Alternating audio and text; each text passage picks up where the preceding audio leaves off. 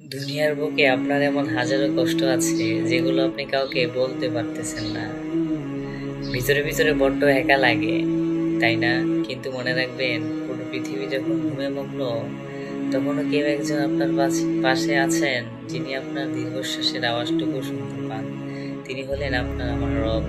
মানুষ তো সামান্য আঘাতেও আমাদের হাত ছেড়ে দেয়, কিন্তু আল্লাহ তাআলা তার বান্দাকে কখনো ছুঁড়ে ফেলে দেন না।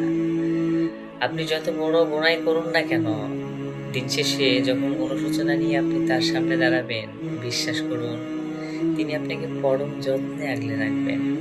কারণ বান্দার এক ফোঁটা চোখের জল আল্লাহ তাআলার রহমতের সাগরকেও নাড়া দেয়। তাই মন খারাপের রাতে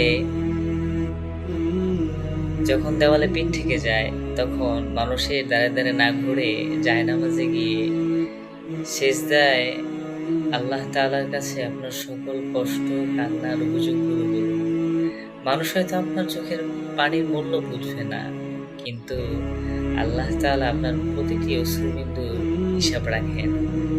তিনি কেবল আপনার কষ্টগুলো শোনেনই না, বরং খুব শীঘ্রই আপনাকে এমন এক সকাল দিবেন যাতে আপনার সকল অন্ধকার দূরীভূত হয়ে যাবে ইনশাআল্লাহ।